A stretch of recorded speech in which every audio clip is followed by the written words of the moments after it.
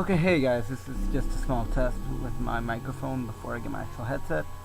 So I had absolutely no idea about what to do, so I'm just going to read a couple creepypastas from my favorite genre, which is reality. Reality creepypastas mostly spend on making you question whether you're actually alive or just a figment of some child's imagination or part of somebody's coma or something really weird that makes you question whether you're alive or not. Let's start with a good one. Let's start with a long one that I actually like a lot. Where is it? Oh, here it is. An egg. It was a car accident, nothing particularly remarkable, but fatal nonetheless. You left behind a wife and two children. It was a painless death. The EMTs tried their best to save you, but to no avail. Your body was so utterly shattered you were better off, trust me. And that's when you met me. What happened, you asked. Where am I?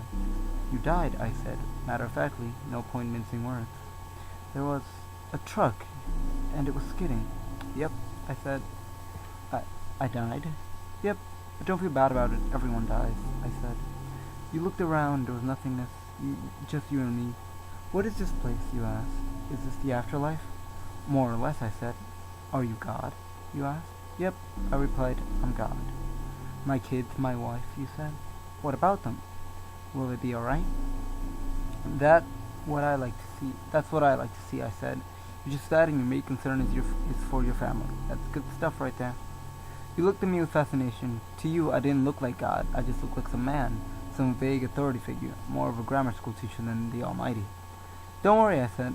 They'll be fine. Your kids will remember you as perfect in every way. They didn't have time to grow contempt for you. Your wife will cry on the outside but will be secretly relieved. To be fair, your marriage was falling apart. If it's any consolation, she'll feel very guilty for feeling relieved. Oh, you said. So what happens now? Do I go to heaven or hell or something? Neither, I said. You will be reincarnated. Ah, you said, so the Hindus are right. All religions are right in their own way, I said. Walk with me.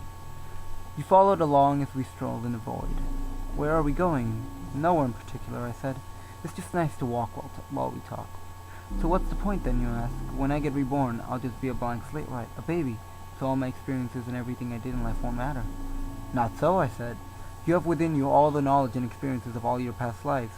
You just don't remember them right now. I stopped walking and took you by the shoulders. Your soul is more magnificent, beautiful, and gigantic than you can possibly imagine. A human mind can only contain a tiny fraction of what you are. It's like sticking your finger in a glass of water to see if it's hot or cold. You put a tiny part of yourself into the vessel, and when you bring it back out, you've gained all the experience it had. You've been a human for the last 34 years, so you haven't stretched out yet and felt the rest of your immense consciousness. If we hung out here for longer, you'd start remembering everything, but there's no point in doing that between each life. How many times have I been reincarnated then? Oh, lots and lots, and into lots of different lives, I said. This time around, you'll be a Chinese peasant girl in 54 AD. Wait, what, you stammered? You sent me back in time? Well, I guess technically. Time, as you know it only exists in your universe. Things are different where I come from. Where do you come from? He pondered. Oh, sure, I explained. I come from somewhere else, and there are others like me. I know you want to know what it's like there, but you honestly won't understand. Oh, you said, with a little let down. But wait, if I get reincarnated to some other place in time, could I have interacted with myself at one point? Sure, happens all the time.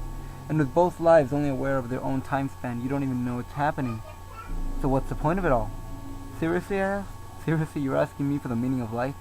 Isn't that a little stereotypical? Well, it's a reasonable question, you persisted. I looked in your eye. The meaning of life, the reason I made this whole universe, is for you to mature. You mean mankind? You want us to mature? No, just you. I made this whole universe for you.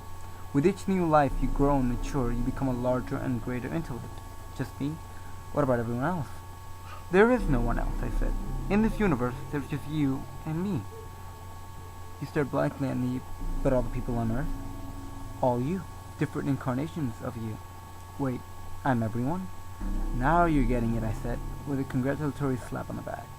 I'm every human who ever lived? Or will ever live? Yes.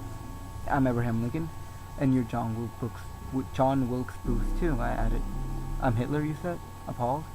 And you're the millions he killed. I'm Jesus, and you're everyone who followed him. He fell silent. Every time you victimize someone, I said, you are victimizing yourself. Every act of kindness you've done to yourself. Every happy and sad moment ever experienced by any human was, or will be, experienced by you. Why, you ask me? Why do all of this? Because someday, you will become like me. Because that's what you are. You are one of my kind. You are my child. Whoa, he said, incredulous. You mean I'm a god? No, not yet. You're a fetus. You're still growing. Once you've lived every human life throughout all time, you will have grown enough to be born. So the whole universe, you said, just an egg of sorts, I answered. Now it's time for you to move on to your next life. And with that, I sent you on your way. I'm back. Okay, I'm back. It's just, I had a little time just looking through the old ones that I've read and found a really good one. Here's a really short one that I liked that really made me think about life. It's called 7 Minutes. As you see, it's very short. If you have ever been in a near-death experience, you may have seen your life flash before your eyes. I've asked several people about this. They said it was like they went through their whole life in a second. That's not too far-fetched. Your brain likes to avoid stress, so that it does not have to deal with facing death. So if your brain was to think you were going to die, it would go to the easiest way to escape. Memory. So when you come close to the end, your brain turns on every memory you've ever had. Your brain will also stay alive for about 7 minutes after you die, provided your brain is intact. So if you have 7 minutes and you can experience your whole life in 1 second, that's 60 lives per minute. 420 lives in 7 minutes. That's a lot of time and a lot of experiences with death. How much time do you have left? I think I'm gonna read one more short one, and that won't be it. I think it's a good one. No, I'm not sure this is like 3 of these. Okay, I think it's this one. Okay. Deja vu infliction. Have you ever heard of the strong sensation that you did something already, or been somewhere before, but you just don't recall when? Most people call the sensation deja vu. I've been experiencing this model quite frequently for the past month. Sometimes purposely I would go to a place I know I never previously been in, but to no avail. I still get this phenomenon people call deja vu. Getting this sensation numerous times has changed my perspective on life. I've even come up with the idea of where deja vu comes from. My idea on deja vu is that maybe we have experienced what we are doing in that moment when we get the sensation. But in a previous life, no, I do not mean reincarnation. I mean you were the same person you are now, but in another life. Or should I say the same life? By the same life, I mean we have lived our life before, but we just don't realize it. It's an endless cycle that we are all doomed to repeat our lives over and over and over again. But some way, somehow, a little fragment of memory from our past lives finds its way into our mind, at any moment causing deja vu. I know this idea sounds crazy, but it's what I believe now. Even at this very moment as I type this, I get a slight sensation of deja vu. God, just typing that word now makes me feel so distraught and uneasy. It's the only thing that I've been thinking about for the past couple of weeks. It's almost driven me to the point of insanity. I just can't stop thinking about the unnatural feeling of it. The constant time that gets sensation in a day is unbearable. I know what I must do to make it stop. Hopefully, in my next life, I won't remember this. Well, that's it. I hope you guys could actually hear me this time. And when I get my headset, I probably hope that I'll sound better.